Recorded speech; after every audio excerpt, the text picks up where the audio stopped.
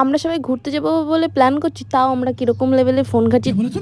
তারপর দেখতেই পাচ্ছ বলতে বলতে বেরিয়ে পড়েছি আমরা। এই যে রাস্তায় বেরিয়ে আমাদের ঢং শুরু হয়ে গেছে, একটু ঢং করতে করতে যায়। 4 জন একসাথে থাকলে ঠিক এরকমটাই হয়, আড্ডাই আর কি করতে করতে আমরা চলে এসেছি ক্যাফেতে। এখানে এসে যে যার মতো ক্যামেরা অন করে যে ঢং করতে শুরু করে দিয়েছি আবারও আমরা।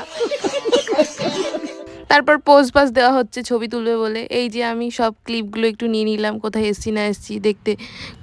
ক্যাফের মধ্যে এসেও আমাদের ছ্যাবলামি বন্ধ হচ্ছে না, সবাই মিলে ঢং করে ছবি তুলে নিচ্ছি। আমি কেন বাদ যাবো, আমিও করছি। তারপর আমরা যা যা অর্ডার করেছিলাম সেগুলো সব চলে আসছে একে একে, দিয়ে ওগুলো আমরা একটু ভিডিও করে নিচ্ছিলাম। তো আর একজন দেখো কোথায় গেছে, ওই যে ছবি তোলার জন্য গেছে কোথায়।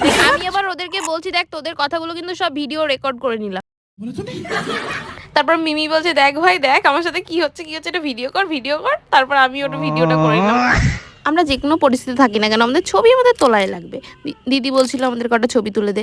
তারপর এই যে পল্লবী খেতে খেতে বলছে আমার আইফোনের গ্যালারি মনে হয় আজকেই লোড করে দিল রে এরা। তারপর কি হয়েছে, পল্লবী আমাকে কানে কানে এসে বলছে এই তাড়াতাড়ি খাও, আমরা খেতেই পাচ্ছি না ভিডিও ছবির চক্করে, তাড়াতাড়ি খাও খাও।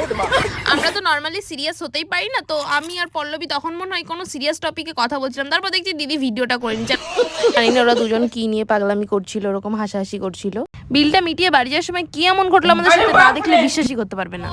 রাত 10টার সময় রেস্টুরেন্ট থেকে বাড়ি যাই, কিন্তু সামনে যখন সিট থাকা সত্ত্বেও আমরা একসাথেই বসতেই হবে আমাদের।